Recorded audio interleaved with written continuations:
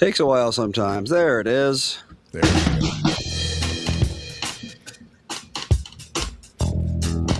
Where the hell is Tom?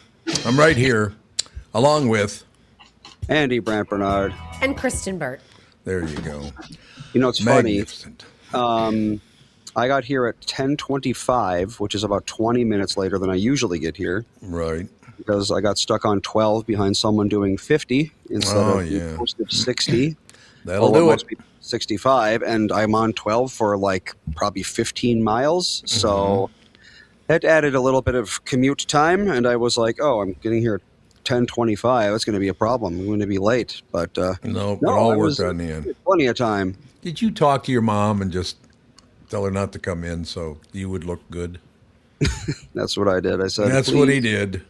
Keep my image pristine. There's no question about that. Yes, pristine. That's exactly what I was thinking. There's no question about that.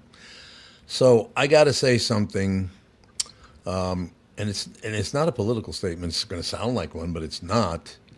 It's really interesting, this whole thing. The national news is covered with Minnesota news because of all this fraud and theft and billions of dollars missing and all the rest of it. Did you know when Tim Walz, and by the way, this has got nothing to do with going against Democrats. I love Democrats and I love Republicans. It's the extremists on both sides I can't stand. But I guess, I did not know this until a couple of years ago, but as soon as Tim Walz became governor the first time, he decided he was going to just rip the piss out of me until I got fired. And apparently the dumbass that was running the radio station at the time fell for his bullshit and fired me. Nice, huh? So now your boy, we see his real true colors now. They're thinking it's actually about $18 billion that's gone. $18 billion. That's a lot of money. A whole lot of money. What is wrong with people, honey? I know. Well, what if he had become vice president? I mean, I think about this. I just listened to Kamala Harris's 107 Days, the audiobook version of it. And still to this day, even after like listening to her, you know, when you go through the whole process of trying to decide who your vice president pick would be, I still didn't walk away with like, why was that your pick? You know what I mean? Like I didn't understand the clear decision. And Josh Shapiro maybe was a little too cocky going into his interview, but I'm like, I feel like it probably would have been a better choice, but whatever. $1 million, you could give the entire population of Minnesota $3,100. There you go. And it was all stolen from Minnesota. All of it. Crazy. Disgusting people. They're just, so like I said, I love Minnesotans. I like Democrats. I like Republicans. But you extremists on both sides make me want to vomit. I just don't like all politics. About money. I don't like politics at all anymore. Well, it's because it's all about money, isn't it? It is, and it's like who's doing the better job of scamming the taxpayers at this point, and it's super frustrating. And I'm like, tell me who is working for the people at this point, because I can't name one. I can't name one politician who is. Well, politicians, because Andy and I are working for the people. You know, working for the man. Working for the man. No, it just, once again, I just. Basically, I lost my job. It all started with him running his mouth, a stupid asshole. I will tell you this, if I ever run into him, he ain't going to like it. I don't want to go anywhere near him, but if I ever do, he is not going to like what happens. I'm going to burn him. No, I'm going to burn him to the ground because he's a moron. The guy doesn't even know the hell he's talking about. But yeah, I didn't want to open with that, but I just thought, Jesus, when is this going to stop when we allow our politicians to give away billions of dollars of our money to buy votes? It's disgusting. Yeah, if once it becomes illegal, that's when, which is not going to happen ever. And we never hold anyone accountable, even when it is illegal. So that too. Yeah, like we were saying yesterday, I'm like, and then everyone winds up getting pardoned if they are convicted, and then we move on. So in any case, I just wanted to. I mean, it's a very personal thing. It goes back 3 years. Shelley, the dumbass that was the general manager at the time, decided to go with his bullshit, and it's just, I just don't get it. I really, really just don't get it. It's really sad. I could never burn somebody's career to the ground. It's none of my business, right? Yeah, I mean, I guess unless they did something directly to you that would be impacting, I mean, if they were beating you up, like that's one thing, you know what I mean? Like there's a couple of situations, but I mean, in terms of like, oh, I don't like a person, there are plenty of people that we all don't like or that don't like us because we can't please everybody. So, but I don't have the mental capacity to just use all of my energy to just be like, I hate this person. I'm going to try to get them fired. I just don't have the time in the day. I'd rather just hang out with my cats and my husband on the couch. And do the show. That's the whole deal right there. That's my whole purpose in life. Let me be very clear as we move on to another subject. I don't hate any of these people. I just find them disgusting because it's all, if you had any talent or intelligence, you could make money. Some people you're holding back can never make money because you won't let them. Mm-hmm. It's really unfortunate that money rules the world. I suppose it always has, though, hasn't it? Yes, I believe it has. Capitalistic society, here we are. Yeah. It's too bad. And the communist society is even worse because they do keep all the money. Has there ever been a society that isn't run by greed? I don't think so. I doubt it. So Rome wasn't built in a day. How about them? Yeah, there you go.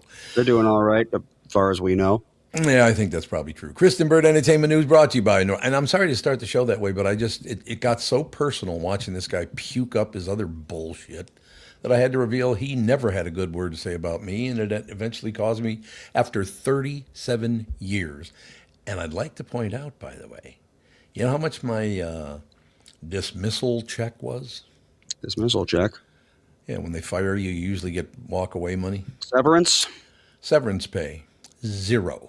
After 37 years of being the highest rated morning show in America, this is what there is a cadre of people in Minnesota that are the most evil assholes I have ever met. Now, I'm not saying all Minnesotans are. I love a lot of Minnesotans, but some of them are the worst people I have ever met. It's unfortunate. Really. Did you think about suing after you? I might now that Walls. I'll think about it. At 37 years, didn't you think, making them billions of dollars, maybe you could give me a buck or two? And if they do, I don't give a rat's ass. I've had a wonderful life. That's the one thing I will say to close this story out. I am married to a woman, known her for 45 years. I adore that woman. She's the best thing that ever happened to me. I love her dearly. She delivered a couple of kids that I loved just as dearly. One of them is sitting behind one of the mics right now, and the other one dodges the bullet except for Fridays. But then you have the grandkids. Yesterday, Andy's son wanted to show off his you wanted to show off his new glasses, right? Yep. So I went in the other room, and I popped on the screen like this, and you were trying to talk him into staying on the screen and all the rest of it. So he finally talked him into putting his glasses on. So when he bent over to put his glasses on, I grabbed a pair from the table. I did this. Oh, okay, yeah, we could do that. I put on glasses. So everybody had glasses on in the picture. It was wonderful. That's cute. But see, that's what's important to me is I adore my wife, my children, our grandchildren.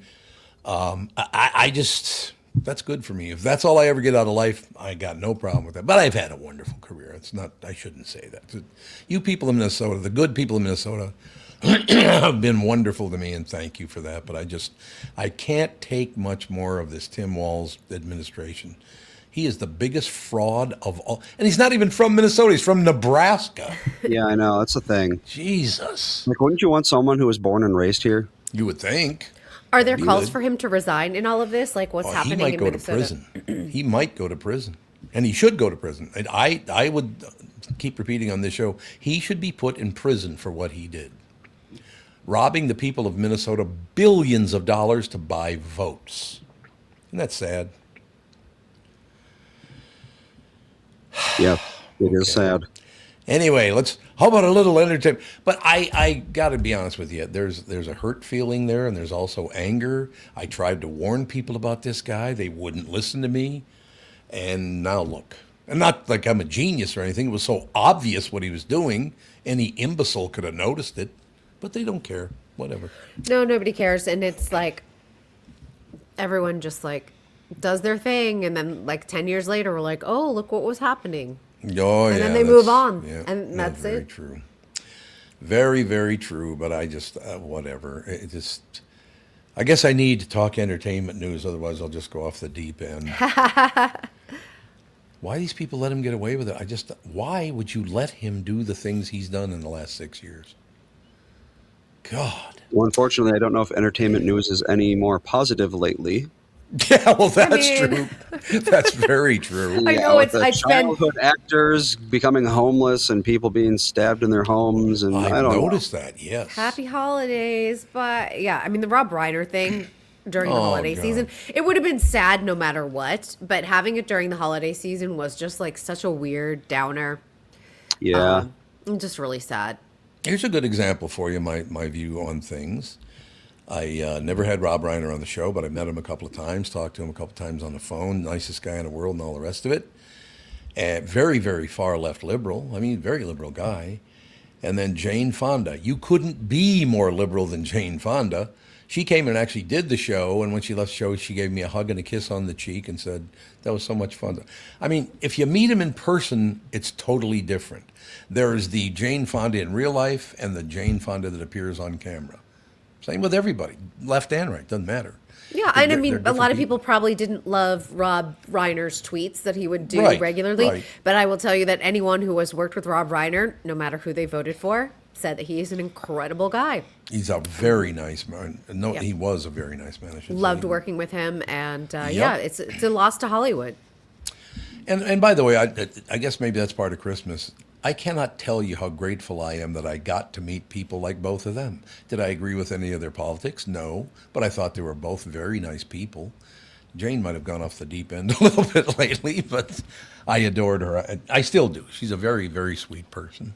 Jane's a little badass. Come on. She's like... Oh, she can be, yes. Well, her father was the same way. Henry was big time into politics. You know what's crazy about the whole Rob Reiner, and now that you're mentioning Fonda, the house that Rob Reiner was stabbed in was Henry Fonda's house previously. Isn't that crazy? It went from Henry Fonda to Norman Lear, and obviously Norman Lear did All in the Family. And when Norman decided to put it up for sale, it was Rob Reiner who bought it. And Rob Reiner's been there since the 90s when Norman sold it. Oh my God! It just. And I'm gonna guess that house is gonna be bought by a developer, completely knocked down, which is too bad because, of course, it's got historic Hollywood, but nobody's gonna want to live in a murder house. So. No, well, that's tough in North Minneapolis. If you don't want to live in a murder house, you're gonna have to move out of the neighborhood. Where I grew up. Woo! Is that public information, like murder houses? I know realtors have to disclose it when you look at a house. But I don't know if it's like publicly, like on a registry of murder houses or something like that. Yeah, good point. I mean, in LA, a lot of times it is very well known just because it's a celebrity murder. So you'll have like the Phil Hartman house. Who is it? Who could it possibly be? She did an Alex entrance today. Honey, that's way too bright. Whoa. There you go. Perfect. Thank you. Ruining the show. Yeah, Nana comes in and ruins everything. You got to send her up. Her hair looks good. Turn on my mic. Turn on my mic light.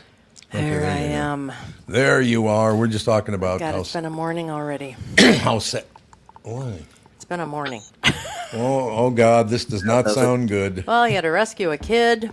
Yeah, we did. I rescued a kid this morning. We have 1-800-EMPIRE today. Putting carpet in the new place, and they said, "Oh, we'll be there between 8 and 4." I get a call at 7:45. We'll be there in 10 minutes. Yeah, no, 8 and 4. 7:40. Yeah, there you go. Thank you. So they got you met him though? Yep. We're Carpet's in. I'm glad to hear that. I'm glad to hear that. They do a good job. No question. God, I'm glad you weren't here when I was just talking about you 5 minutes ago. Uh-oh. She goes, uh-oh. Judy's licking the couch. Oh, yeah, Jude loves to lick I'm the sorry, couch. Jude. I know. It's because I didn't give him a proper hello. Hi, baby. Oh, God. He doesn't like it when I don't pay attention to him when I come back in the house, Judy. Got to get a lot of hellos in. KB2 is so awesome. She loves politics. I'm sure that's sarcasm. Not much to love. Not much to love at all. Not much to love. It's been a morning needs to be on a T-shirt. Yawn Joe. Will he lick the new carpet? I hope not, because it needs. That's the one thing they didn't do is vacuum it. Why? I was really shocked that they don't have some sort of They might have to let it outgas for a while or something before they can outgas. Well, yeah, you know, the manufacturing process, all the chemicals and stuff that they use to fireproof it and all that sort of thing. Oh, It's got to outgas for a little while. It's going to smell like new carpet in there for a while. Oh, I don't like outgassing. Outgas. And then all the little light bulbs that were out in the place, I went through it, and they're all like really weird little halogen ones. They're Yeah, those like 15 years ago. Some of them are tubes. Some of them are. You're not supposed to touch them before you put them in. It's like, how do you not touch a light bulb to screw it in? Yeah. Yeah, and they're $12 a piece for a teensy-weensy little thing. I remember the CFL, like the CFL years where if you broke one, it would like release mercury vapor into the air and you had to like... Yeah, the curly Q ones are really dangerous. Little bulbs, yeah, those sucked. And they were horrible. They took forever to turn on and turn off. They had to cycle just like a standard tube bulb. Yep. And they didn't last. I do not miss those at all. LED bulbs are the way to go. There you have it. Well, Kristyn, I want to ask you a question. When did Norm Macdonald die? Oh. Yeah. Ooh. Yeah, Kristyn, right off the top of your head. Yeah, Kristyn. Why don't you know this? I was just trying to think, like 2021. I was going to say 2 years ago, so I was off. 4 years ago. Close. 4 years. It's not that far away. 61 years old. The reason I ask that question is he is on television more now than he has ever been. He's on like at least once an hour on some show, which I love because I think he's brilliant. But what are you watching him on? Sometimes on YouTube. He's on all the talk shows. Post all of his. I think it's because it's so many things are posted now that he pops up a lot. But I adored the guy. Just very funny guy. Or a lot of times on YouTube, if you Google or watch a particular celebrity that has been seen with him a lot, then you'll get his. I went to my friend's house the other night. It was kind of weird because, the front door was left open. I was kind of hungry, so I opened it, walked over, and I grabbed this hamburger, and the bun was a little hard, but I ate it, and it was the greatest. And then my friend got home, and he said, "What are you doing?" Because I just had a hamburger. He goes, "That was a turtle." That's a pretty good joke. Don't you think that's a good joke? It was a turtle, not a hamburger. He ate a live turtle with the shell, by the way. You do pretty well eating a turtle shell, wouldn't you? No. I've heard turtles are tasty, but I don't think you eat the shell. Oh, yeah. What is it France that makes turtle soup, or is it a lot of China? Places? There's a famous story about when Darwin, he came over to I think it was Darwin, he came over to the Americas to study like the genealogy of some famous like giant Galapagos tortoise, I think. And he had to keep making the voyage over and over because every time they would take these tortoises, they'd bring them on board and then they'd sail back to wherever Darwin was from. England, right. I'm assuming. England. And mysteriously, by the time they got there, the turtles were always gone. Really? Because they kept eating them. Oh. They were so delicious, they just couldn't stop themselves from eating these tortoises every time they tried to take them back. Whoops. We were walking around in this neighborhood up, it's an area called Palm Beach Gardens. We had like an hour to kill, so we took this little walk through this really cute neighborhood. And they had this greenway with all these fences all the way around it, and it had a big sign, "Don't let the turtles out. Make sure you shut the door. You can come in here. You can do whatever you want in here, but you can't let the I guess it got up to 60 pounds, some sort of turtle. God, I don't know. Tortoise. Tortoise, Big whatever. turtle. Yeah, 60 pounds. That's turtle. a big turtle. It is a gigantic turtle. There's no question about it. But I just, so the place looking good? There's a lot to do. There's a lot to do. Yeah. Bought a project. We bought a project. But it's, I don't know. So, Kristyn, we only got a few minutes left with you, but I just want to talk just before, a couple days before Christmas. How many years you been on the show now? 2012, I think, was the first year that God. You were in a double-digit episode. I remember that much. It's crazy. Like 40. I want to say 41, but that could be completely wrong. But that's pretty early. Yeah, that is pretty early. Well, I think we're going to get into the Guinness World Book of how many podcasts there have been, because we certainly have put on more than anybody. In April, I believe, we're going to hit episode 3,000. Yeah. 3,000. Yeah, 3,000. It's a pretty big one. I don't think anybody does 5 a week. But Not once many. again, Well, actually, it's getting more common now. People are doing it now. Oh. well, it's like because radio has dropped like a rock. So Exactly. there are all these people who listen to podcasts now. There's one station left in Minnesota that does double digits, and they barely do double digits. Oh, you mean ratings? Ratings, yeah. Yeah, I mean, back in the day, well, WCCO, before I started at KQ all those years ago, WCCO, I believe, at one time had a 65 share. Whoa. It's a big So share. 65% of the people that were Yeah. listening to radio were listening to them. On That's AM, yep. amazing. Yeah, LA had something like that with KFI with their top Oh, radio yeah. station, and it has Yep. tanked this past Yep. year. The numbers are like crazy how much it's tanked. But they've changed the talent around and they laid a few people off, and it's not the same station even it was 12, 14 months ago. Yep. They don't want to pay anybody. Nope. Well, nobody listens to the radio anymore. Very few people. They'll listen for sports. That's about it. But when they start to mess with talent, and you're so used to Yeah. a certain voice, Yep. it just changes it, and you're like, I'm not interested in this, and you just tune out. Right. It's easy enough Wow. to do.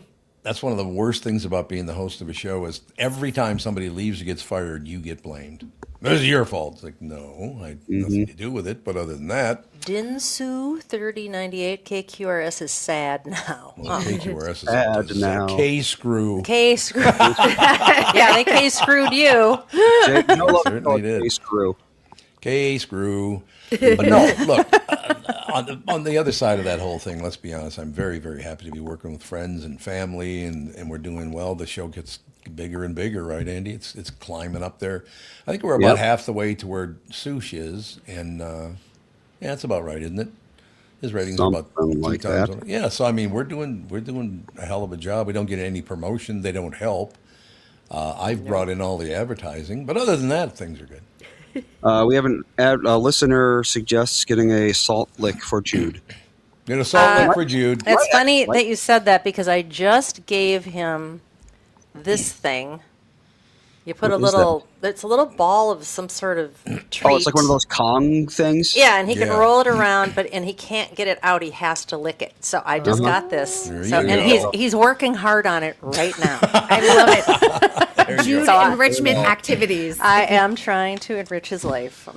Kristyn, I know you got to go, but let me say this. My first Christmas present of the year is working with you. We love working with you. You're the best in the world, and thank you so much for being on about 75 years with us now. 75 years. Indeed it is. Absolute delight. What is a woofsicle? Oh, that's what the thing you just held up? Is that a woofsicle? I don't think it's Close. called a woofsicle, but it's No, but a wolfsicle's a thing where it's what you think. It's like a popsicle for a dog. I think mine might be a popsicle, maybe. I don't Oh, know. popsicle. There you go. I don't know what Popsicle. it is. All right. In any case, Kristyn, honest to God, we just love having you on. You're very even keel. It's been a great pleasure, and I hope we go on for many, many more years. I hope so too. Thank you for having me all the time. I appreciate Thank it. you, my dear. We'll talk to you after the first of the year. Merry Christmas. Merry Christmas. Happy Merry New Year. Christmas. I can't believe it. 2026. I know. Yay. Yeah. Crazy.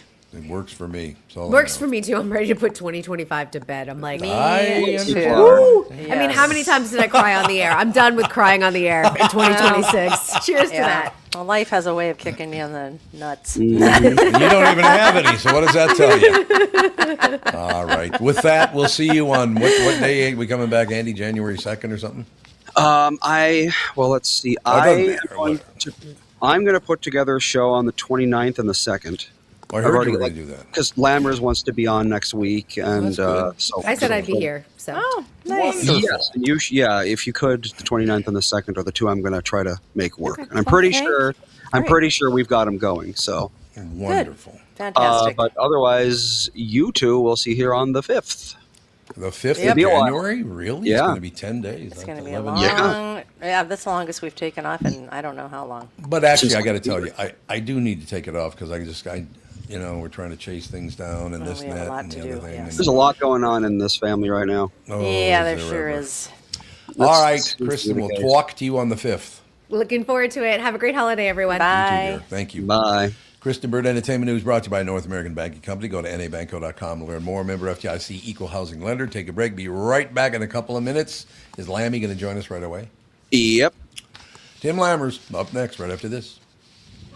From Bradshaw and Bryant, Michael Bryant. What's up, Allie? Oh, not much. Doing my usual thing of telling people they shouldn't be texting and driving. In Minnesota, you can't have your phone in your hands. You can use, hands-free, but you can't have your phone in your hands for whatever reason. And that's why they made the law the way they did, so that police officers could see a phone in your hand and you got no excuse for why you got it there. Do people know that that's the law? I hope so. I mean, they used to follow it, and then kind of COVID kind of made people forget. And now it's like a freewheeling world out there with cell phones. Let's say you get pulled over because you do have a phone in your hand and you're not watching where you're going. You got to be in pretty big trouble then, I would guess. Well, the first one's not as bad. It's the multiple ones, the problem. And once people start stacking them up, then they have a big problem. And then what we're doing in car accidents is we've started bringing motions for punitive damages, because I'm trying to use the civil law any way we can to stop this, because it needs to stop.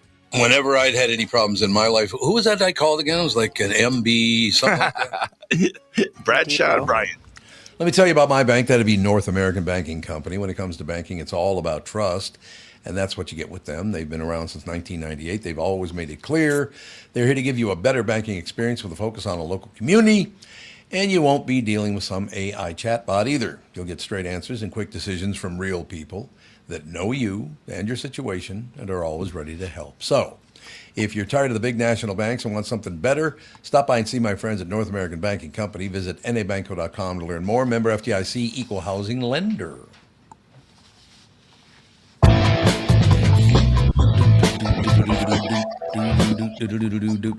Timmy Lammers now joins us. Timmy, we're talking about how, oh my God, every time I turn on the television, they're blasting Tim Walz, national.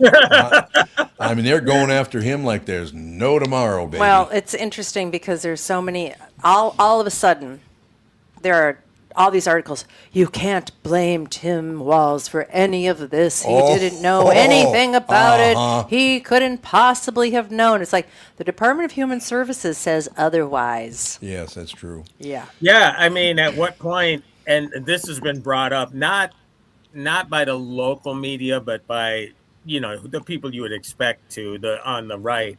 Yeah. And I'm not saying that in a No, I understand. You know what I'm saying. Yeah, I mean, obviously they're the ones that are really beating the drum here. But you know who it was actually? It was I think it was Joe Soucheray. About they did what? Garage Logic. Oh yeah, he's really on it. Oh yeah. I think that's all he talks about. Joe does a great job. He does. Well, it was like if they want a serious shot at this, maybe it wasn't Joe, but they said if they really want a serious shot at this, they can't do the Biden thing where you wait so late and he drops out. They need to have him drop out and then try to prop up another candidate a lot sooner. Because, but the weird thing about it is a lot of people are insisting that even if the election were held today, he would be reelected. And I don't believe it. I believe it. Do you really? Really? Yeah. Oh, absolutely. I think with the communities that have been propping him up for probably the last both of his elections, and the voter fraud that has been coming out throughout America, how much voter fraud there really is. I think that the feds are going to keep an eye on this stuff now. I'm not sure if they're going to get away with all the stuff that they've been getting away with in Minnesota. I hope that is true, because I tell you what, we talked about We're under a microscope. We talked about at the beginning of the show today the fact that Tim is probably not going to be around much longer, and he personally badmouthed me to the point that it really hurt my career. Because people believed his bullshit. Tim Walz badmouthed you? Oh, God, yes, I guess so. Yeah, let's clarify that Tim here. Okay? Yeah. Yeah, there you go. Yeah, Lammers. No. But I think one of the biggest mistakes he's made, and I think every time he says anything, people are going to jump on it. But after this, is it Joe Thompson, the assistant? Yes. After he says it could be as much as $9 billion, he makes a statement saying, I accept responsibility, but at the same time he tries to spin it where, well, they're weaponizing the numbers and all that. Well, they're the numbers. They're the numbers. How do you weaponize that? So, he tries to, he's playing politician. Mm-hmm. And if he really wants to save his career right now, don't play politician. Right. If you're going to say, I accept responsibility, accept it, but don't try to spin it like it's everybody else's fault. Well, that's what they do. I mean, again, exactly. Well, there's just too much evidence against him. The fact that there was a fraud, or there was a call for a fraud investigation, and he said no. I mean, that's on record. He said no. We're not. No. Why would we go after our voting base? Yeah. It's hilarious. And then Keith Ellison also. Keith Ellison did the same thing. He's in a room full of donors, saying we're not going to let this happen. We're not going to. This is racist that they want to look into all of this fraud. Oh, it's racist. Okay, yeah, no problem. Yeah. I mean, it's pretty disgusting. It's pretty disgusting. Well, what I will say is that I'm not. First of all, I'll say it every week. I don't care. I mean, I'm in the middle of this here, and that's why we are too. It's important that you don't walk lockstep with a party because, like I said, if you walk lockstep with a party, that means you're going to vote for Tim Walz no matter what, and that's why I don't belong to either one of those parties. No. Because it's ridiculous to think you're going to say no matter what I'm voting this or no matter what I'm voting this. So that's a problem. But gosh, now I forget. So yeah, I mean, he needs to just do the right thing for his party and step down. I agree. Absolutely. I mean, if you really do believe in parties, step down. And the other thing, I know I was getting at. So you could say, oh, you're a righty or you're a lefty or whatever. But the fact of the matter is that no matter what side of the party you have, or which side you're on, it's your tax dollars. Yeah, right? That's right. Everybody's getting that screwed. Are going up. Yeah. Because of this. And they're going to go up, and everybody's getting screwed because if you want to continue to fund these programs, where's that money going to come from? You're right. It's going to come from us. Right. So, but yeah. So I don't want anybody trying to pinpoint me as one or the other because again, we're all at one time. The phrase is appropriate. We're all in this together. Yeah, we really are. We are indeed. I also think that everybody in his administration should not be running either, and nobody should be voting for anybody in his administration because this is, in my opinion, it's the most corrupt administration we've ever had. Either corrupt or just completely clueless. Well, one or the other, not good leadership. Well, let's not have bad leadership. And here's the other thing. I mean. And people have pointed this out. Was one person fired over all of this yet? Nope. No. Not yet. They never, ever have to pay the consequences. They never have to. These politicians, they might lose their job. They might not get reelected, but then they'll get some sort of plum, appointment someplace, or they'll get a spot on MSNBC. Then nothing ever happens to them. Their life is, because they are lockstep, they get rewarded. Yeah. It's amazing in my life, though, and I've not talked about this on the air ever before, but I came from a Catholic family of 7 kids, 3 older than me, 3 younger than me. The fact that I will not embrace, again, like I said, I like Democrats, I like Republicans. I got no problem with any of that stuff.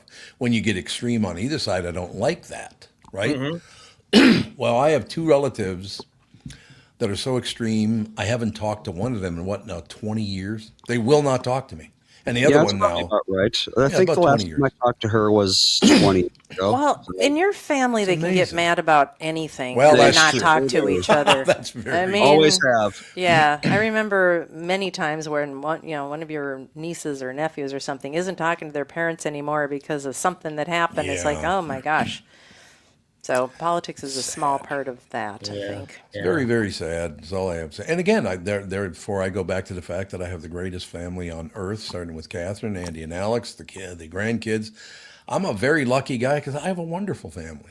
Everybody talks about his family. Don't forget Jude. Don't forget Jude. Jude. Oh, no. I will tell you this. She was gone for 2 hours, and that dog stared at me like, you son of a bitch. It was my fault. You made her go away. Even if we're walking and I hand Tom the leash. I know, he's so if weird. he notices that Tom has the leash, he's like, no, Nope. He may not touch my leash. Nope. It's the weirdest thing. It's probably because you've never really walked him. You walk with us. I mean, but hardly ever. Hardly by ever. yourself. Yeah, that's true. Yeah, I don't know. He's just a very weird like, dog. Okay, He's a strange dog. Thanks, Jude. So last time we talked, that movie Avatar was opening. We did not watch I heard it was Fire and Ash, or Ash and Fire. Or I whatever. liked it a lot, and you know why? Because of the 3D, though. Oh yeah. I mean, I was taken by the spectacle of it. I will say that. And you know, I mean, do I get pissed off because people don't? No. But I think what is clear is that it's over. Is this the last one? Yeah. And this is going to be not this weekend necessarily, but next weekend. It's going to be really telling because you're going to get the holiday movie crowd, the families, etc., through Christmas weekend. Not so much for New Year's weekend, but for Christmas weekend. But you got to pay attention to how the movie does after that, because once that drops, that business starts to drop. Right. Then we're going to see what the fate is. Now, will this movie make over $1 billion? I'm sure. Probably it will. God. But you got to remember, the other ones made over $2 billion. Yeah. And you also have to remember that this movie cost $400 million, reportedly. Wow. How is it even possible? Yeah, and that's before, because everything is being done digitally. I know, but still, $400 million. That's like the output of a large city. Well, they probably had to. They probably had to employ 10,000 programmers. Yeah. You know. So yeah, that's true. And now that $400 million does not include marketing. Oh God. And obviously, for movies that made $2 billion, almost $3 billion worldwide the first time. Now, I'm talking grossed. I don't know how much they actually netted, but the first one with the original release and re-releases, almost $3 billion worldwide. Man. Second one, over $2.3 billion. So, I mean, this thing is grossed like 350 already worldwide. So I wouldn't doubt the overseas audience is big for this. It's the 88 million opening domestically, which is the big that's a big indicator, because the last one made 134 million domestically. No, yeah, this one's doing way better overseas than domestically. Like Can I three ask- times Can better. I ask a dumb question? Yeah. Does China have movie theaters? Do people go to the movies in China? They do, but the business isn't as big for Chinese for American movies in China now. Yeah, because we might But influence them. somehow, I don't know, they really embrace Avatar, and they had a huge opening. So it's doing really well in China. Okay. That's the ticket. The biggest movie this year will have grossed, it has already grossed more than $2 billion, is an animated Chinese production called Ninja 2, which did like $24 million here. They had an English dub. All the business is overseas. Yeah. And I can guarantee you it didn't cost them $400 million to make. So to put a number into context, that 2.3 billion you talked about, that is 600 million more than the 2024 budget for the city of Minneapolis. Run that by me again. What? Yeah, so 2.3 billion you said is how much the second Avatar made, right? Mm-hmm. Yes. It's $600 million more than Minneapolis's budget in 2024 of $1.7 billion. God.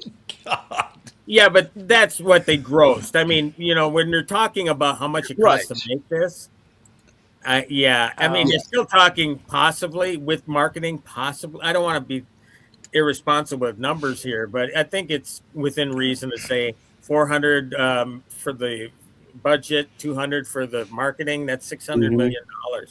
Unbelievable. Oh, by the way, insanity. You can stop sending messages. I did not just open a beer. It's a LaCroix. Everybody goes, Tom, I thought you didn't drink on my watch. Now, Andy, I'm going to send you. You might be. I'm sure you could get this for free because we're a pay site. But I think you get the first 4 articles. I did a piece for Forbes for the 10 highest grossing movies of 2025 because there's no way nobody's going to break that top 10. Right. Then you're going to see that thing about Ninja. Yeah, I mean, number one. Now, Mission Impossible, the Final Reckoning, number 10, it grossed $591.3 million worldwide. again, reportedly cost $400 million to make. Oh, yeah, that's not great. That's the thing. It's like you hear a movie made $800 million and you're like, holy crap, they made so much money. But the budgets are so inflated that they can lose money on $800 million. It's ridiculous. Yeah. The budgets you get in reports are never accurate. I mean, you just got to go. And I mean, the ones that I will quote, and I'm very careful about this, are the Hollywood trades, like the Varieties and the Hollywood Reporters and the Deadlines, the ones that may have closer access to getting that accurate information than anybody else. But yeah, I mean, and the marketing, and then the residuals. It's pretty well known fact that Forrest Gump was like $600 million globally, gross $600 million. But it was still in the red because Tom Hanks was taking a percentage. Oh, right. Zemeckis was taking a back end, the percentage of the gross. So yeah, it's. I said it before. Don't invest in movies. If you want to. Oh God, no. Something. I mean, I'm not a financial advisor, but don't invest in movies. Yeah. Oh, I got a great opportunity. Tom Hanks is in this movie. It'll make a lot of money. Yeah, but guess what? Tom Hanks is going to get the money first. Yeah, that's very, very true. Kathryn, read that. No cherry Pepsi. No, he's been off of that, thank God, for a while. I think it was killing him. Dr. Pepper. I don't know. There you go. In my monster glass, by the way. We watched a movie which Tom obviously didn't like because he kept on getting up and leaving. It was Wes Anderson's The Last Phoenician. How was it? He's a weird cat. You know what? There is something about his humor that I like. I understand why nobody likes his movies, but for some reason, it's funny enough for me to keep watching them. I don't know. What I appreciate about him is the fact that he is so different. Yeah. Yeah. That you can make movies like that. Now, they don't make a ton of money, but they don't cost a ton of money to make either. Well, he had a ton of stars in there. And everybody wants to be in those movies. Yeah, Bill Murray showed up as God. Bill Murray's been in a ton of them. And, has he? Okay. I haven't noticed. He's since the beginning. I mean, I don't know. You could look it up, but I think it's probably at least 4 or 5 of his movies. Yeah, but I don't know. I like some of his social commentary. It's like, this oligarch is running around doing all these things outside of, and everyone's trying to, or this CIA or the FBI or something's trying to kill him, and somebody else is trying to kill him, and he's like, well, we just have to do all this stuff because, people that disagree with us, we have to do it anyway. And I'm like, oh my God, it is just like the real world. And Benicio del Toro is a hell of an actor too. Yeah. Yeah, I can't imagine anybody else pulling that character off, really. To tell you the Bill truth. Murray, believe it or not, Kathryn, he's been in 9 out of 10 Wes Anderson movies. Oh, okay. Man. Wow. I didn't know that. No. I was shocked at that too. I thought maybe a half dozen. I don't know. Scarlett Johansson showed up. Yeah. There are people that just love him. Adrian Brody's in a few of them. Yeah, Tom Hanks was in it. Yeah. For a minute. I mean, they're not in it for a long time. And it was filmed, I think, in Germany, it said. Oh, really? I think it was filmed in Germany. But yeah, it just was I don't know. I find them interesting. Tom kept getting up and running around, so. Well, if you want a half feel good, half feel, I don't know, bad, tearjerker or whatever movie, and I was surprised by this. It's out on Christmas Day. It's called Song Sung Blue. It's Kristyn is talking about that. Yes, it's about a real Milwaukee couple that had a Neil Diamond tribute act, Thunder and Lightning. Mm-hmm. And there was a documentary on this couple. Some tragic things happen with this couple, which sucks. And I like going into movies fresh anyway, but I'm glad I didn't read into the documentary before because they tell you what happens. But it starts off where it's like, God, I love this sort of stuff because, first of all, Hugh Jackman and Kate Hudson can sing. I mean, Jackman has been on Broadway, et cetera. Yeah. I think he started off with Oklahoma. And Kate Hudson, when you're the daughter of one of the Hudson brothers, you're gonna inherit genes. You get, but they sing Neil Diamond songs, and they are really good. I mean, it's really good. But again, brace yourself for some tragedy. And in more ways than one. I mean, it's just not one giant thing. And obviously, it's not the sort of Hollywood movie. They do it for dramatic effect. I mean, this is a real story. So highly suggest that opens on Christmas Day. Also, quickly, because I see my time is coming up, I got to be out around 11:30. All right. This movie did not do well in theaters. Independently, it's more of an art house movie, but it's not an artsy-fartsy movie. But it's a smaller release that came out on premium video on demand today. Nuremberg with Russell Crowe. Russell Crowe? Isn't he a madman? No. Well, he plays one. Nice. He plays one in this. It's about the Nuremberg trials. And it is really a stunning movie. It's like, really? Holy God. Well, what it does, and the first thing I will say about this, the people who loosely throw around that word Nazi. Yeah. Oh, I know. Watch this movie. Yep. And then rethink about it the next time you use that I word. know. I agree. Because they don't dramatize what happened in these concentration camps. They use actual footage. And it will make you ill. Yep. So just think about that the next time anybody loosely throws that around. This is what you want to see what a Nazi is or was or whatever. Right. I mean, hey, man, it's hard to watch, but dramatically, it's a great movie because it's so incredibly well done. And Rami Malek is in it. Oh, Michael Shannon's in it. Yep. But if you rent it, Tom, 2 hours and 28 minutes. So God. Yeah, but you know what? Honestly, for great movies like this, and if you're renting it, put in your own intermission. That's right. Yeah. That's right. That is nice. That is a nice thing. You can watch it in 2 parts too, which I kind of like doing sometimes. Although I suspect you're going to want to watch it all the way through because I guess you don't want to walk away from a movie like this saying, "Oh, it was great," because it's not great. I mean, it's what happened is horrifying, but what it is compelling. Yeah. And it's a stark reminder of, okay, just be careful with the language you choose here, because if you want to see real brutality that the Nazis caused, then you watch this. Oh yeah. Yeah, and we don't. And this, honestly, I think it's a PG-13 movie. Oh really? Yeah, it's supposed because I don't know how they got away with that rating, but they did. But so for a film that's PG-13, I mean, it doesn't really scrape the surface of that brutality. What you do get, and I don't think this is a spoiler, is during the trial they show footage of all these concentration camps and all the Jews that they slaughtered. Oh God! And just the piles of body and using bulldozers. It's just brutal. It's disgusting. It is so disgusting. Yep. But that's all you see of that, and so that's probably I mean, ratings wise, obviously don't use F-bombs, which affects a rating. Sure.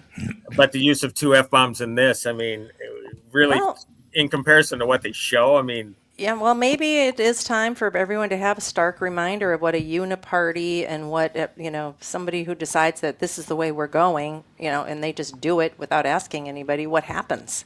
Yeah. Maybe this is the time for younger people who probably haven't really seen any of those movies about World War II and the atrocities that happened. They don't talk about it much anymore. Timmy's got to go, so I got to close by telling Timmy something that happened to me this morning. I think you'll get a good kick out of this, Tim. Right. So I'm walking down the hall in our building, and we've been here how many years now? Here, 7 years. 7 years. Mm-hmm. And I'm walking down the hall, and it's like a big U. It's a huge building and all that stuff, but there's a father and a son that live on the opposite end of the building than us, on the same floor, but opposite end. So, I'm walking the hallways, getting a little exercise in the morning, doing that kind of thing. And the son comes back from the grocery store, and he goes, "Hey, Tommy, this is great. Merry Christmas. How you doing? How's everything going?" I said, "Everything's going really well." He goes, "I got to ask you a question." I say, "What's that?" He goes, "Well, it's Christmas Eve tomorrow." I said, "Yeah."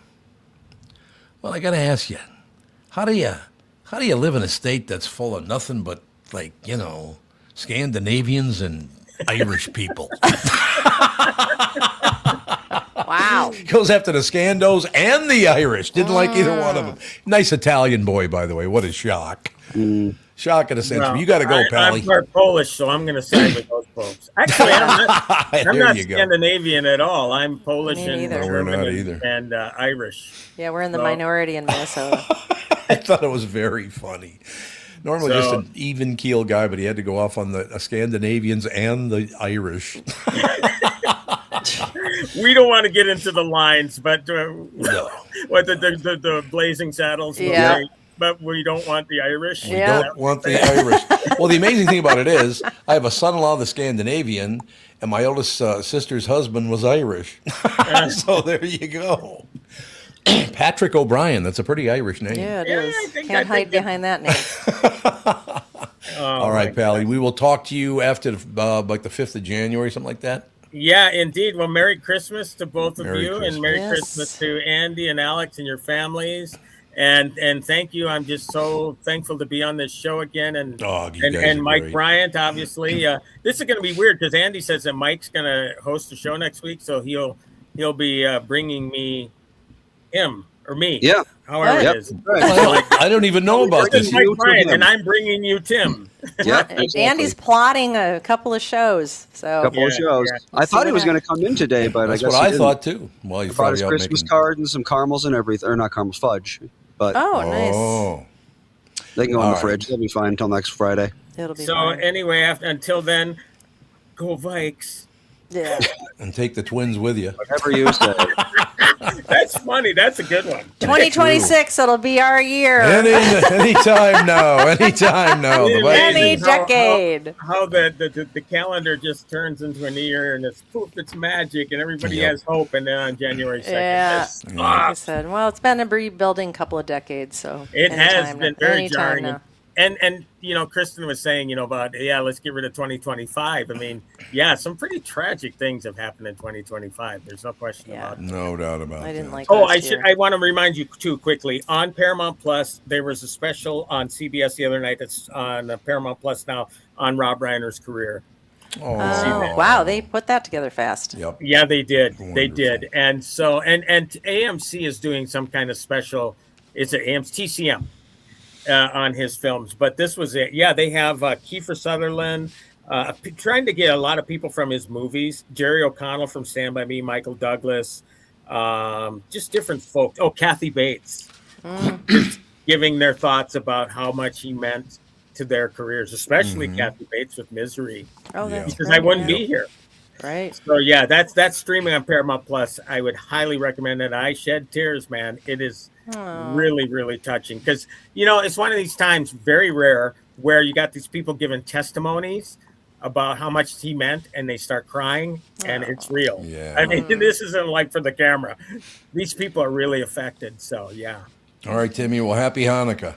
Happy Hanukkah. Hanukkah's over. Hanukkah's Timmy's 41st birthday on Christmas. Oh, that's right. Happy birthday, 41. Merry Christmas, Happy New Year. 31. 31. Uh-oh. Just 30 more years. He's using them. Okay. All right. Have a good one. Well, see Tom and Kathryn on the 5th. Andy, we'll see you next week. Yep. Thank you. Thanks, Bye. Timmy. Love working with you, pal. I was going to say something mean, but I refrained. You mean like you were supposed to be off by 12:30 and it's 12:37? No, I was going to say, you look terrible for 31. Well. But I figured that's too mean of a joke for around the holidays. Well, it could be. All right, you got to be out of here in another 8 minutes, so we better take a break right here. Be right back. Okay. I'm talking with my friends Michael Bilski and Brad Huckle of North American Banking Company. Guys, business owners have had to deal with a lot over the last few years, haven't they? They sure have, Tommy. We pride ourselves on being able to help our customers with the challenges they face. Our business bankers are experts and are always ready to help our customers capitalize on opportunities and solve problems. Loan decisions come quickly because they're made here in the Twin Cities and not shipped out of state like at some of the national banks in town. This allows our customers to expand their businesses with confidence, knowing that they have our team of experts in their corner. Okay, so now you give me this big thing at the end. Way to go. Well, you are the professional. Oh, I forgot. Look, I know Brad and Mike, and I trust them with my banking. They've personally delivered on everything they've just said, so why not bank with my banker? North American Banking Company, a better banking experience, member FDIC, equal housing lender. You're listening to me, your customers are listening to us, and they will hear me promote your business. The Tom Bernard Podcast attracts thousands of listeners who are loyal, engaged, and ready to support businesses they trust. Our podcast has helped numerous businesses increase traffic, sales, and brand recognition. We're not just about ads, we're about results. Whether you're a local business or a national brand, we offer custom advertising packages designed to fit your unique needs and goals. Our audience spans multiple demographics, allowing you to target your ideal customers with precision, from millennials to baby boomers. He started barking, sorry. Baby boomers, and everyone in between. With the broad reach of the show and passionate following, your business will see increased visibility and awareness, translating into more customers and sales. Jude. Roof. It's so hilarious. I'm trying to read, and he's barking up a storm in the other room, and it's like, oh, God. Bark. What does he have to bark about? He can't even see anything. He's got nothing about. Oh, he likes to look out the south window, the southern window there. What can he even see? Birds? Oh, no, it's the cranes. He hates the cranes. Oh, he doesn't like the cranes, does he? Hates the. They're building, I believe, 1, 2, 3, 4, 5. They're building. It's the reason we're moving, actually, because we love it here. But they're building 7 more buildings surrounding this one.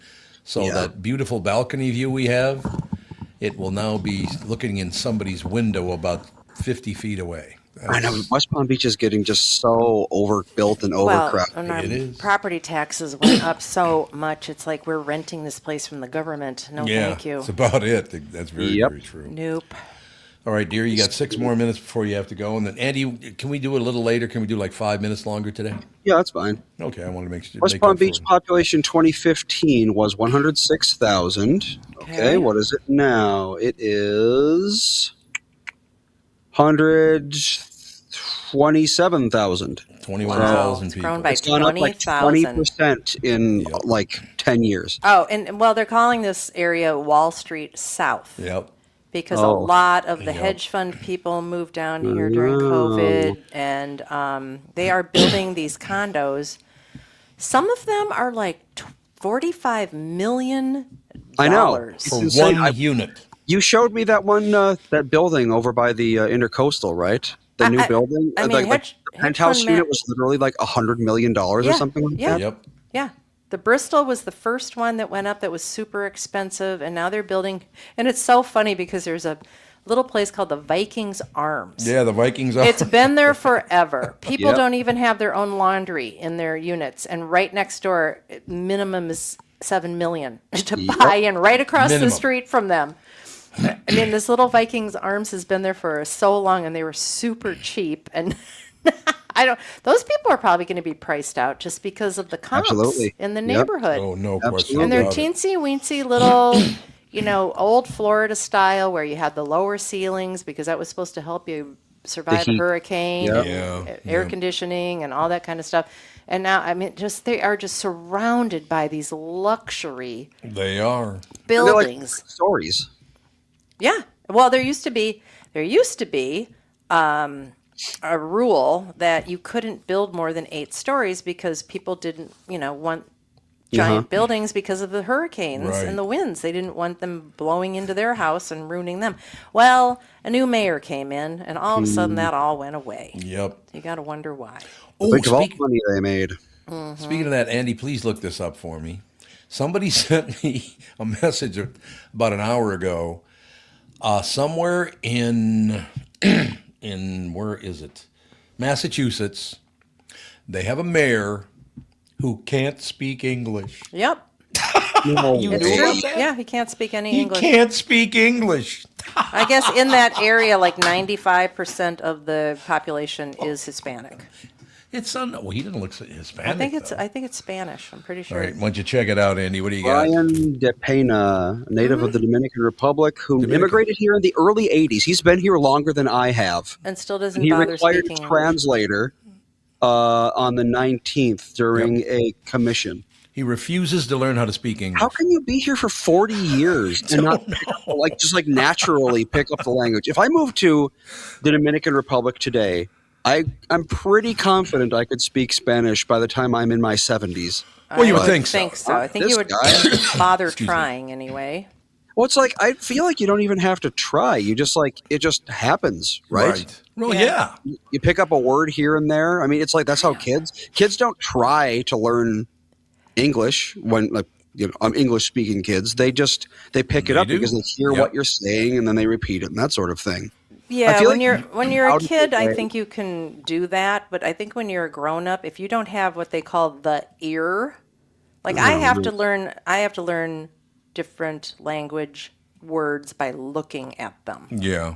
Not so much listening, because they link, that linking thing that they do, and also they speak very quickly.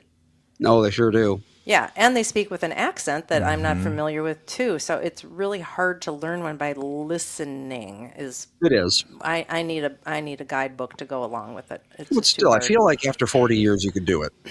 All I know is if you say, hola, ¿cómo está? Everyone's pretty happy with you, and they'll just start speaking English to you down here. There you go.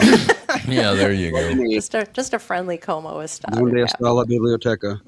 That was the first time in my life I have ever heard that a mayor of a town in Massachusetts can't speak English, and he's been here for 40 years? Yep, moved here. I'm guessing there's neighborhoods in Miami that have been like that for a long time. Yeah, but not the mayor. I mean, maybe not. They said it's the first time it's ever happened. But it's unbelievable. Who knows? It's Peña, excuse me. Yes, see, you got to get your. Got that in there going. Nana's got to go. All right. Well, I was late, and now I'm leaving early. How many hours are you going to be this time? I don't know. Many, many hours. Oh God! Here we go, Andy. I'm carrying the weight of the world on my shoulders. Weight of the world. We have a. Merry Christmas, everybody! Happy New Year. Yeah, Merry Christmas. I guess we won't see you till Christmas. I don't know. We'll probably FaceTime you or whatever. Yeah, I would imagine. Listener, he was, I don't know why, but poking around the Wayback Machine, looking at our old website. He sent me a screenshot of it. Oh, God. For those of you who've been listening for quite some time, here's a blast from the past. How many years? Our old website, that's 107, so that's 2013. Holy God. This is what our website looked like 10 years ago. That's amazing. Anyone remember that? I remember that, the header, the head bar up there. It actually looks pretty nice. Maybe I should bring it back. Bringing it back. There you go. All right, you want to take that final break, and then can you stay another 10 minutes, Andy? Yeah, I'm. As long as it's not obscenely late, I can stay a little while. Why don't we go till 52 then? 7 more minutes. I mean, we can do another 10. That's fine. Okay, why don't we take that break here, our final break here, and then come back and do about 7-8 minutes? That'd be great. Okie doke. Be right back. For Brad, John Bryant, Michael Bryant. Michael, what's up? Dealing with another case where a person gave a statement to the adjuster because they thought the person was really friendly. Is that a good idea? Well, the problem is they know the law when they call you up. And while you're trying to be fair and you're trying to get help, the reality is there are questions you get asked that the way you answer them make a big difference. And people put themselves in trouble. And when they aren't in trouble, they didn't do anything wrong, but suddenly the adjuster's got a statement that can blow up their case completely. What has caused people to be so untrustworthy, I guess is the best way I could put it? They take advantage. Well, insurance companies have hired adjusters whose job it is to deal with unrepresented people. So they're supposed to kind of lure them in, call them every day, see how they're doing. And people are like, I'm doing pretty good. Where the reality is they've kind of adjusted to their problem that they've got going on. So it's not that they're completely better, but the way they say it gets to be a problem. And that's why having somebody who can explain your rights, represent you, make sure that you understand the law before you give a statement can make a big difference in your case. Michael Bryant, Bradshaw and Bryant. Ladies and gentlemen, it's time for Wellshire Alzheimer's and Dementia Care Facilities. Wellshire Alzheimer's and Dementia Care Facilities are a place where your loved one will live with pride and dignity. If you care deeply about someone in your life, Wellshire is a place I highly recommend. Wellshire is a memory care focused facility that has a full nursing team always staffed within the building 24 hours a day, 7 days a week. They have never used or relied on any staffing agencies. Wellshire of Medina is now accepting elderly waivers after 12 months of private pay. I know them personally. They're a family-owned local company conveniently located right in Medina and Bloomington. They're the best staffed memory care facility in the state. Wellshire has a robust community with activities 7 days a week. If your loved one is in need of a memory care facility, please get in touch with my friends at Welshire. Set up a tour or learn more at welshiremn.com. That's WEALSHIREMN.com.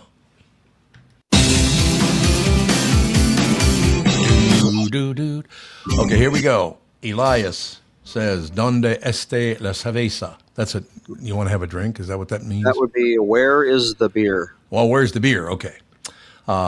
Charlie from Albuquerque, the extent of my Spanish is uno más cerveza, por favor. More drinking. That would be one more beer, please. MB0711 Bowen, donde este la baño? Donde está el baño? That would be, where's the bathroom? Where's the bathroom? Yeah. And then, of course, Major XTC, chug, chug, chug. I love you listeners. You listeners are unbelievable. And thank you so much. Chug, chug in Spanish. What's that? How do you say chug, chug, chug in Spanish? Do they say that? I have no idea. No idea what it's all about, but I tell you, it's just one of those situations. Oh, by the way, here's Nan. I got to be out by 45. She's still not left. No, she has not. Well, she got to put Jude away. And, or is Jude in there with you? No, he's not in. Oh, yeah, he is. He's in here with me. Yep. Judy. He's sleeping.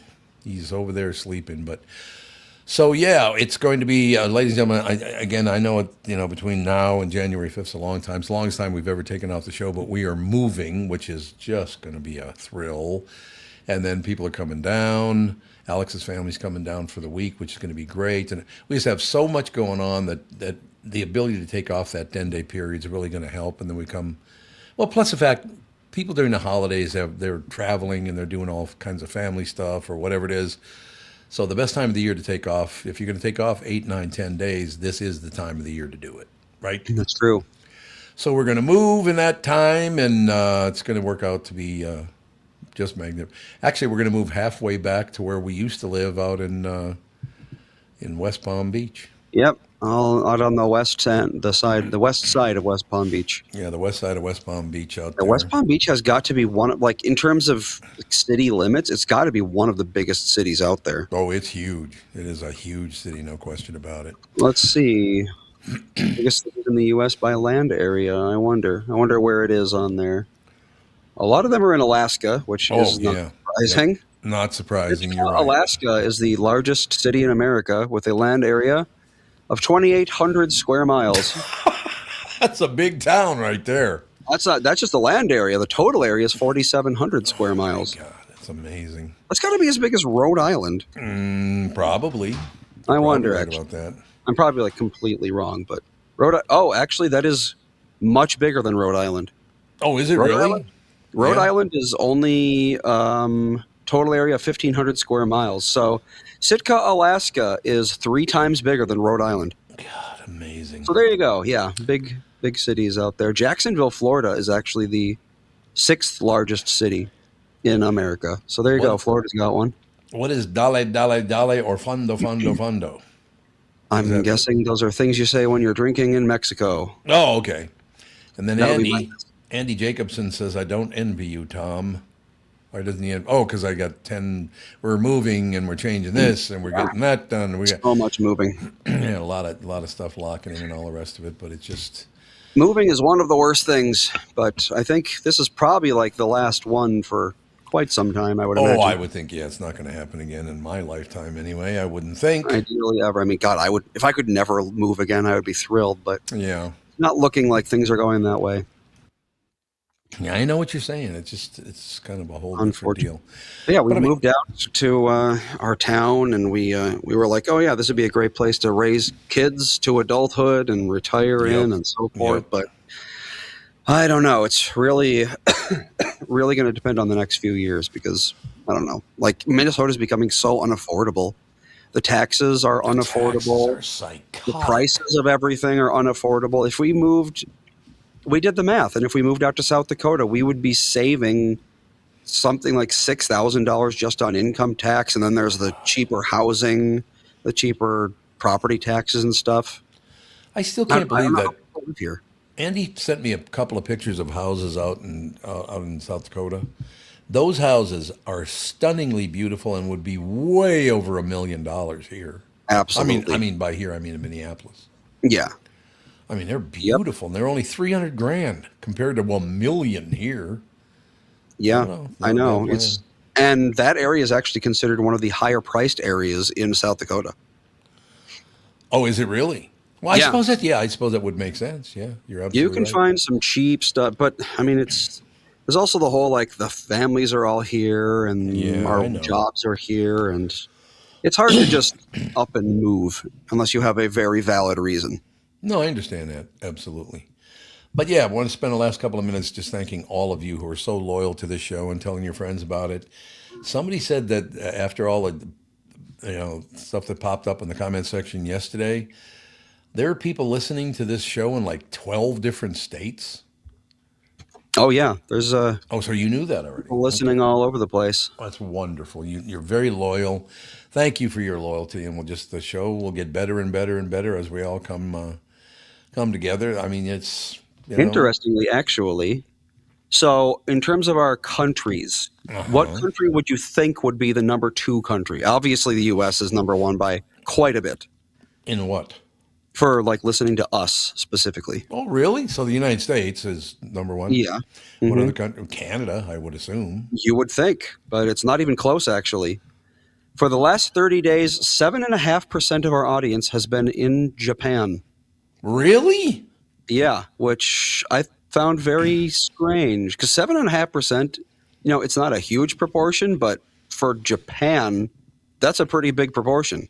Oh, God, yeah, that's a lot of people. Don't think of Japanese people listening to an American podcast that often, but I don't know. There's got to be a few of them out there, someone listening every day, or several dozen people listening every day. So I don't know what that's all about. So we'll call in and we'll get an interpreter. That'd be great. I'd love that. Well, if they're listening to us, I assume they speak English. I would assume so, yes. Maybe not. Maybe they're just like, I don't know what they're saying, but I like the noises they make.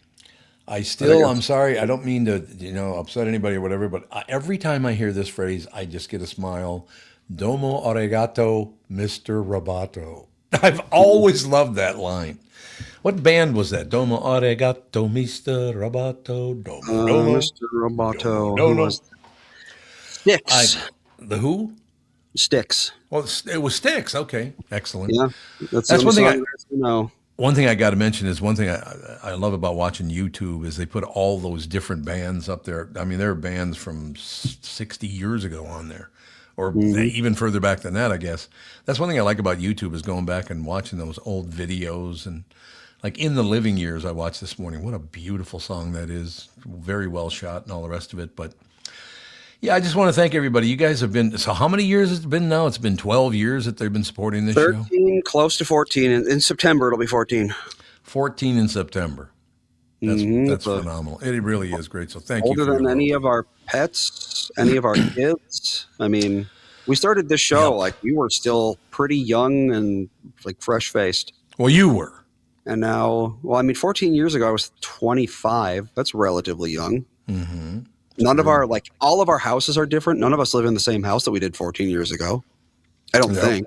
I don't think so. Probably not. Life has certainly changed a whole lot in the past 14 years, but not this show. The show is still pretty similar to the way it was back then, actually. Indeed. But we love doing it. Japanese audience, apparently. We have what did you say? 7% of the audience is in Japan. 7.6 or something like that. Some of our downloads came from Japan. You know what we're going to have to do is go over there and do some live shows. I've never been to Japan. I haven't either, but it's a long flight. That's a long way. No question about it. So thank you. How do you say thank you in Japanese? Domo arigato. Well, the domo arigato is it literally means, it's basically thank you. You could say arigato gozaimasu. Yep. That's Nihon. Merry Christmas, Happy New Year, domo arigato. Sent in by Dinsu. Is anybody sending any messages from Japan? That'd be great. Hop on the comment section. That'd be great to have you on there. What time is it in Japan right now? What time is it in Tokyo? It is 2:57 a.m., so I'm guessing not a lot of live listeners. Probably not. That's probably true. It's possible. I don't know. Maybe there's a major night owl. I would assume a lot of those are going to be like expats or a military. They're probably in Okinawa. All right, we'll close with this. Go do a live show at Palmer House first. We do plan to do a live show from Palmer House this summer. No question about it. Yeah, I'm actually going to try to have Cassie on the show next week to talk about the Palmer House and that sort of thing. Probably on Friday. I'm not sure yet. I don't know. I might have to do a third show if we want to get Cassie on, but nothing wrong with that. I don't know. I got to plan out. All right. Well, Merry Christmas. One quick other thing. We kept talking about Kristyn's first. We've been talking about Kristyn's first appearance a lot lately. Mm-hmm. Go to Facebook or Twitter. I posted a link to that first appearance that she was on our show. So if you go to our Facebook page, you can listen to the first ever time she was on our show. Back, I think it ended up being episode 46. I think I said 41 earlier. Let's see. I said it 41 earlier. I think I was wrong. It is episode 26. Never mind. So, Jesus, amazing. Very, very early. All right, Andrew, I will talk to you tomorrow, and we'll certainly talk on Christmas. And I appreciate all your hard work and love you all. Thank you for all your support over the years. It's been unbelievable. We will talk you'll talk to Andy still this week and next week, right? Not this week. This week is next week. Oh, that's true. Christmas. So busy. True. Everyone's so busy this week. I don't know. But next week, at least a couple shows. We'll talk to you in about 10 days. Yep. Thanks. Bye. Bye.